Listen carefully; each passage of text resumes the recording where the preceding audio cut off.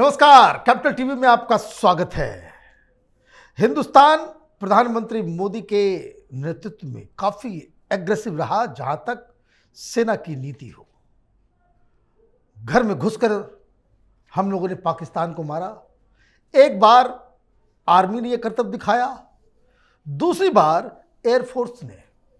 और जो जानकारी मिल रही है कि जब सर्जिकल स्ट्राइक का प्लान चल रहा था तो नेवी की तरफ से भी ये कहा गया कि हमें भी कुछ मौका मिलना चाहिए कि पाकिस्तान को सबक सिखाने में नेवी पीछे क्यों रह जाए। और इसलिए नेवी को बिल्कुल state of the art technology देने के लिए, उसकी शक्ति को बढ़ाने के लिए प्रधानमंत्री मोदी ने जो जो काम किए उसका लेखा जोखा आप सुनेंगे तो आप भी दंग रह जाएंगे। और ये बताने के लिए हमारे साथ मेजर जनरल एसपी सिन्हा साहब हैं। आपका बहुत बहुत स्वागत है। पहले तो ये बताइए कि नेवी कितना इंपॉर्टेंट है और क्यों प्रधानमंत्री मोदी नेवी को मॉडर्नाइज करने में जुटे हुए हैं। अंग्रेजी में कहावत है, he who rules the seas rules the world. जो सागर पे राज करेगा वो विश्व पे राज करेगा। हिंदुस्तान का यदि गरिमापूर्ण आप इतिहास देखिए तो 22% वर्ल्ड ट्रेड हम कंट्रीब्यूट करते थे, हमारा शेयर था 22%। क्यों? हमारे जहाज जाते थे, धंधा करते थे, बिजनेस करते थे, पूरा साउथ ईस्ट एशिया हमारा था। इसीलिए बाली में जाइए तो वहाँ आपको जो हमारा सनातन धर्म की अब छाप मिलेगी। वहाँ राजा अपने सनातनी बच्चों का सनातनी नाम डालते हैं। ये सब कैसे संभव हुआ? हमने सीज पे, सागर पे कब्जा किया था। लेकिन जब हम इंडिपेंडेंस हुए तो एक महाशय बोलते हैं कि हमको सेना नहीं चाहिए, हम तो शांति प्रिय देश है। महाशय का नाम जवाहरलाल नेहरू था। तो सत्यानाश वहीं से शुरू हुआ। अब देखिए क्यों इंपॉर्टेंट है। हिंदुस्तान का यदि देखिए मैप तो जो कोस्ट लाइन है वह 7,516 किलोमीटर्स ये कोस्ट लाइन है। इसको कौन सुरक्षित करेगा? Indian navy. दूसरा, जो एक्सक्लूसिव इकोनॉमिक जोन है वो है 2.02 मिलियन स्क्वायर किलोमीटर। EEZ का मतलब हो, एक्सक्लूसिव इकोनॉमिक जोन का मतलब होता है कि यदि ये हिंदुस्तान का मेन लैंड है और यदि 2.20 मिलियन स्क्वायर किलोमीटर है तो EEZ में कोई विदेशी ताकत हमारे परमिशन के बिना नहीं आ सकती, फिशिंग नहीं कर सकती। ये हमारा है। हमारी ज़मींदारी खाली मेनलैंड पे नहीं है, ज़मींदारी स्प्रेड है। इसीलिए EEZ को प्रोटेक्ट करना बहुत ज़रूरी है। तीसरी बात कि यदि हम अपने सी लाइन्स ऑफ कम्युनिकेशन को सिक्योर करना चाहते हैं, इंडियन ओशन रीजन में जो खतरा चीन के तरफ से है उसको यदि उससे देश को बचाना चाहते हैं तो हमको ब्लू वाटर कैपेबिलिटी भारतीय नौसेना को देना पड़ेगा। अब ब्लू वाटर कैपेबिलिटी का मतलब ये होता है कि आप अपना मिलिट्री स्ट्रेंथ, नेवी का स्ट्रेंथ अक्रॉस हाई सीज आप दिखाने की क्षमता रखते हैं तो उसको ब्लू वाटर काबिलियत कहते हैं। तो आप ये कॉर्ड में देख रहे हैं तो ये उसी का खेल, ये उसी का ब्लू वाटर नेवी का खेल चल रहा है कि हम इधर देखो तो इंडियन नेवी, उधर देखो तो इंडियन नेवी। तो वो एक कहावत है ना, जहाँ देखा तितलाल, मैं बोला वो जो अपना कहावत है, मैं भी हो गया लाल।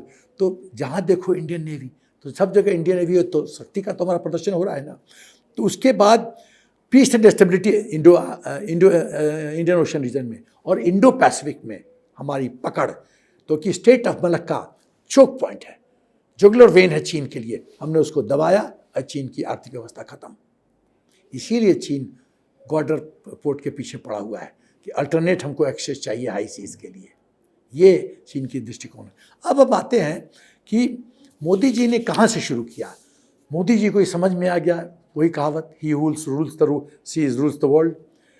तो एक अमेरिका के एक ऑथर हैं सॉल कोहेम, उन्होंने एक शब्द कॉइन किया, मैरिटिमिटी।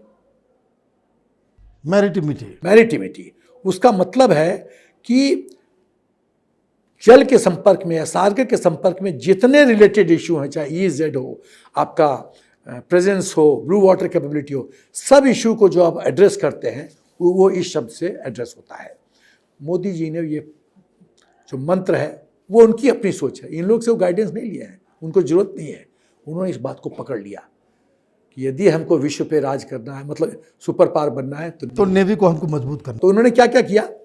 देखिए, दुख की बात है कि चीन के पास यदि नेवी का क्षमता देखिए तो हम लोग से बहुत ज़्यादा है। हमारे पास Indian aircraft carrier IEC-1, indigenous aircraft carrier 1 INS Vikrant 2 सितंबर 2022 को कमीशन हुआ। पहले क्यों नहीं हुआ? पहले क्यों नहीं हुआ? पहले हम इस क्षेत्र में काम क्यों नहीं कर रहे थे? नहीं कर रहे थे क्योंकि चाहे कोचिन शिपयार्ड हो, गोवा शिपयार्ड हो, मैगाजोन डॉक्स हो, इनको वो शक्ति नहीं दी गई, फ्रीडम नहीं दिया गया, उनको धक्पुश नहीं किया गया कि डिलीवर। मोदी ने आकर के डिलीवर, आत्मनिर्भर बनो, मेक इन इंडिया बनाओ। तो मैं आपको बताना चाहता हूं कि indigenous aircraft career INS Vikrant जो 40,000 टन्स का शिप है और कोचिन शिपयार्ड में बना था और कमीशन हुआ था 2 सितंबर 2022 को। उसके बाद जो इंडिजिनस एयरक्राफ्ट कैरियर, इंडिजिनस का मतलब जो हमने खुद बनाया है, दर्शकों के लिए शब्द क्लैरिफाई करना जरूरी है। हमने जो खुद बनाया, तो खुद बनाया विक्रांत, अब खुद हम बना रहे हैं। उसका नाम कहना उचित नहीं होगा, और सब जानते हैं पब्लिक डोमेन में, छोड़िए, हम उसको IAC-2 ही बोलते हैं, अभी नाम नहीं लेंगे। वो भी न्यूक्लियर पावर्ड 65,000 टन्स का है।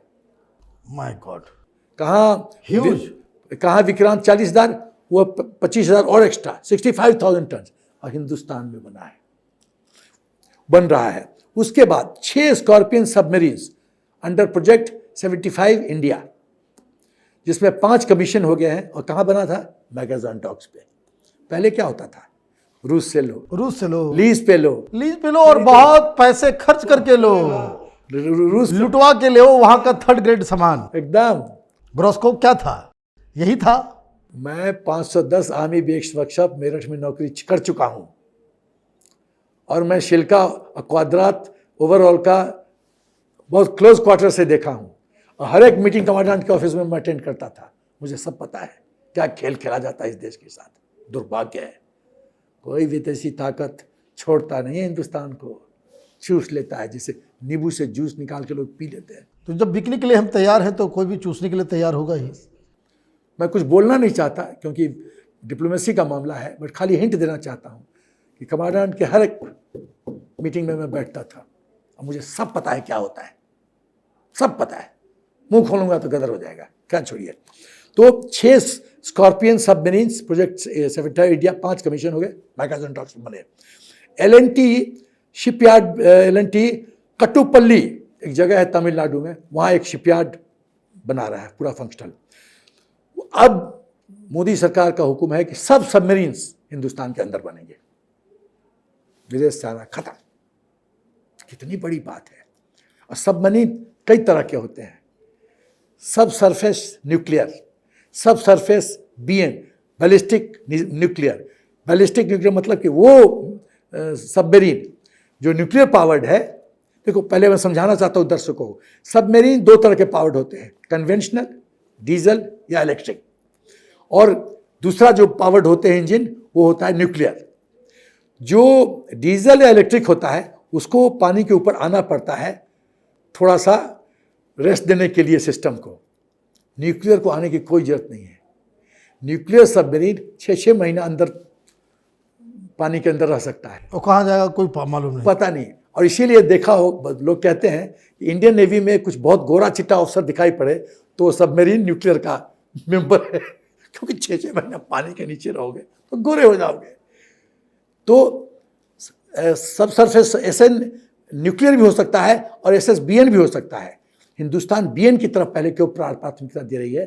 ताकि जब न्यूक्लियर बैलिस्टिक मिसाइल दाग सकता है तो ये डेटरेंस के रूप में उभरेगा।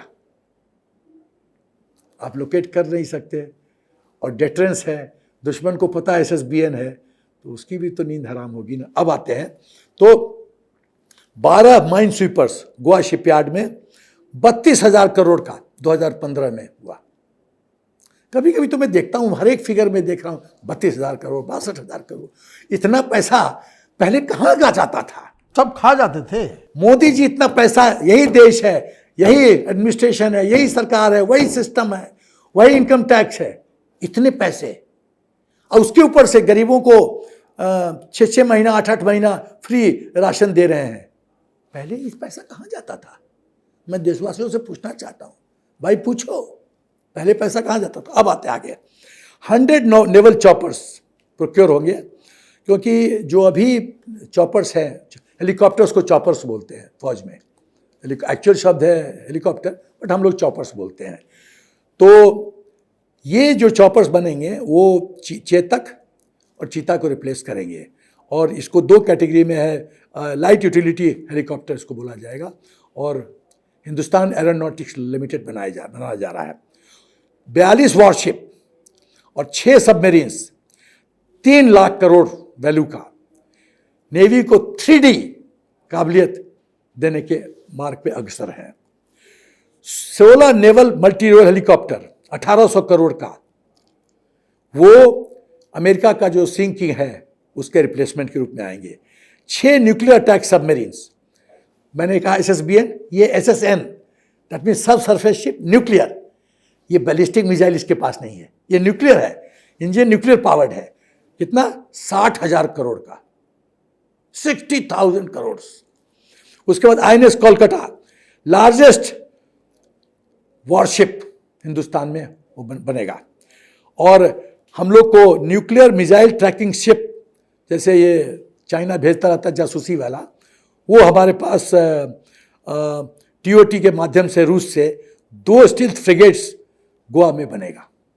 उसके बाद ये 20 सितंबर 2017 को 17 साल के बाद इंडियन नेवी को पहला नया कन्वेंशनल INS कलवरी जो मैगाजन डॉक्स में बना था, वो नेवी को मिला। अब आते हैं बाकी चीज़ों पे कि INS अरिहंत, वैसे मैंने कहा SSBN है, और 2017 में कमीशन हुआ था, और जो एग्जिस्टिंग फोर्स लेवल है इंडियन नेवी की है वो 150 शिप्स, और जो नेवल चीफ का जो अप्रिसिएशन है, थ्रेट अप्रिसिएशन, कि हमको 200 शिप्स की ज़रूरत है।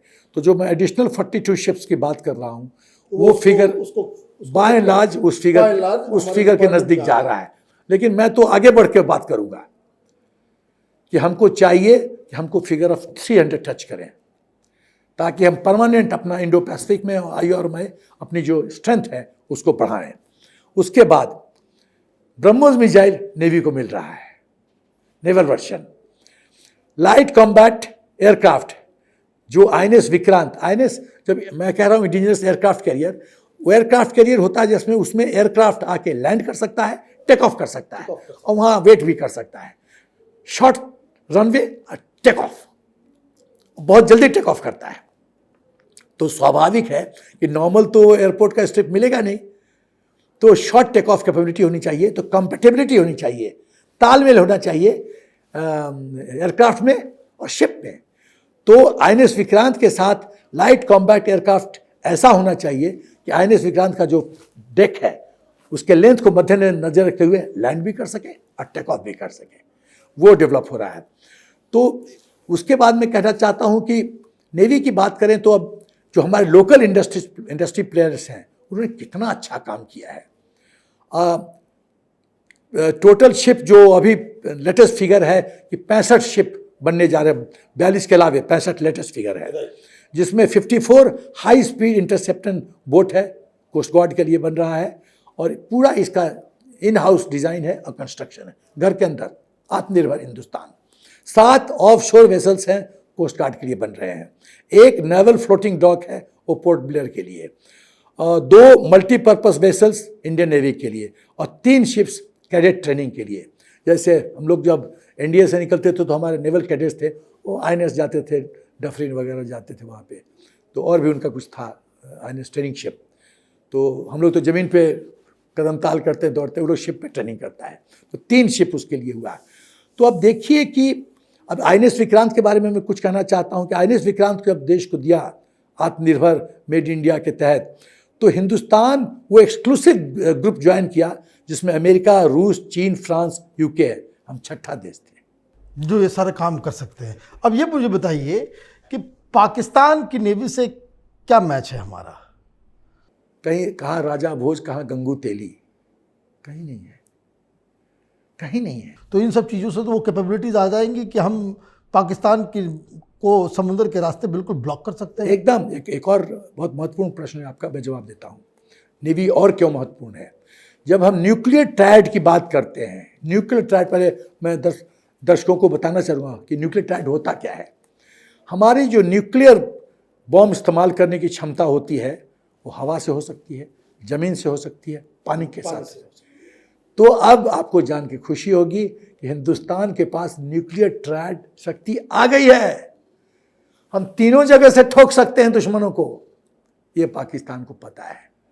इसीलिए पाकिस्तान, इसीलिए विंग कमांडर अभिनंदन को जब रिलीज नहीं कर रहा था इमरान खान, तो जनरल बाजवा के पाँव ऐसे ऐसे हिल रहे थे, खुदा के वास्ते इसको छोड़ दो, खुदा के वास्ते छोड़ दो। और उसके पाँव थरथरा रहे थे, क्योंकि जो पैसिफिक कमांड का जो आर्मी कमांडर था अमेरिका का, उसने सीधे जनरल बाजवा को फ़ोन किया था, यहाँ तैयारी शुरू हो गई है कि विंग कमांडर अभिनंदन को छोड़ दो, रात के 9 बजे के बाद मैं तुम्हें नहीं बचा पाऊंगा। खाली आज रात 9 बजे तक का टाइम है तुम्हारे पास, उसके बाद मैं नहीं बचा पाऊंगा, मैं मोदी जी को नहीं रोक पाऊंगा। थरथरा के बोला, खुदा के वास्ते इसको छोड़ दो। क्या ये क्या जो महाराजा के गंगू तेली हमसे लड़ने की सोचता है? और लड़ क्या सकता है? ये तो खुद बर्बाद हो चुका है, गृह युद्ध की स्थिति है, पैसे नहीं है, डिफॉल्ट हो गया है, IMF कर्ज नहीं दे रहा है, चीन बोलता है कि तुम पैसा नहीं दे सकते तो पंजाब का ज़मीन दे दो जहाँ हम खेती करेंगे, वो अपने चाइनीज छोटो मुंडू उन्डू को खिलाएगा, ये पाकिस्तानी बेचारे भूखे से मर जाएंगे। आपका बहुत बहुत धन्यवाद जो आपने बताया कि किस तरह से प्रधानमंत्री मोदी के नेतृत्व में नेवी को बिल्कुल एक अलग रूप से तैयार किया जा रहा है। अगर आपको ये वीडियो पसंद आया तो आप इसे लाइक करें, शेयर करें और कैपिटल टीवी को सब्सक्राइब करें। धन्यवाद।